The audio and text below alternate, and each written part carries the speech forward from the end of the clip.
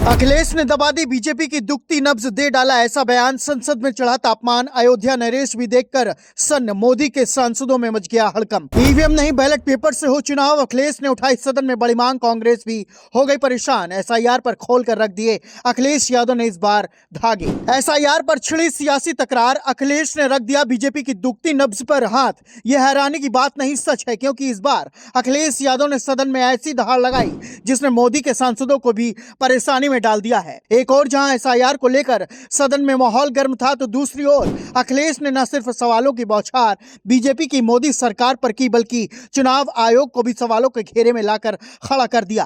अखिलेश ने चुनाव सुधारों और एसआईआर पर चल रही चर्चा के दौरान ऐसा हमला बोला कि सदन का माहौल पल भर में गर्म हो गया। उन्होंने सीधे कहा कि यूपी में चल रहा है एसआईआर, असल में एनआरसी की तैयारी है और इसके बहाने गरीबों, मजदूरों और खासकर मुसलमानों के नाम लिस्ट से हटाए जा रहे हैं। अखिलेश ने आरोप लगाया है कि यूपी में बीएलओ को न तो ट्रेनिंग मिली है और न ही फॉर्म की कोई जानकारी दी गई है, जिससे जमीन पर अराजकता फैल गई। उनके इस बयान से विपक्षी बेंचों में तालियां और सत्ता पक्ष में खामोशी दोनों पैदा कर दी। अखिलेश यही शांत नहीं हुए, उन्होंने ये भी कहा कि यूपी में एसआईआर के दौरान 10 लोगों की जान जा चुकी है, इसके लिए सरकार पूरी तरीके से जिम्मेदार है। उन्होंने ये भी कहा कि बीएलओ के परिवार तक फॉर्म भरने को मजबूर हैं, क्योंकि महिलाओं को फॉर्म भरने से रोक दिया गया है। अखिलेश ने खुलासा किया कि कई विधानसभा क्षेत्रों में सरकारी अधिकारियों ने मतदान सूची से हजारों नाम पहले ही काट दिए हैं, यहां तक कि 15,000 वोट कटने की सूची भी उनके पास मौजूद है।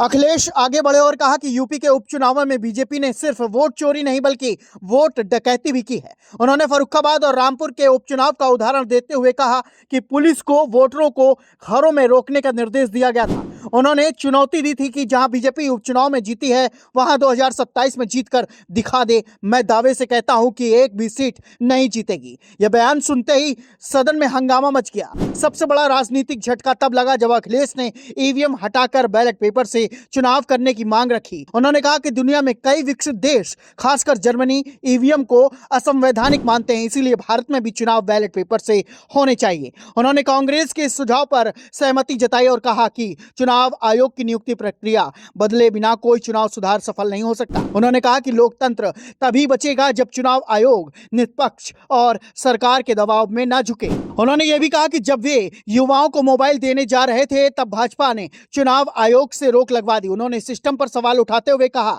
कि असली सुधार की जरूरत चुनाव आयोग में है, क्योंकि वही लोकतंत्र की रीढ़ है। अखिलेश ने अपने भाषण के अंत में बड़ा बयान देते हुए कहा कि एसआईआर के जरिए यूपी में 5 करोड़ लोगों को फिर से फॉर्म भरने पर मजबूर किया जा रहा है। उन्होंने कहा यह सामान्य नहीं, एक सोची समझी प्रक्रिया है जिसमें मुसलमानों को निशाना बनाया जा रहा है। उन्होंने यह भी कहा कि कुछ डीएम राजनीतिक दबाव में काम कर रहे हैं, जैसे रामपुर की नूरजहां के खिलाफ एफआईआर सिर्फ ट्रांसफर रुकवाने के लिए किया गया। सबसे आखिरी लाइन ने पूरे सदन को शांत कर दिया।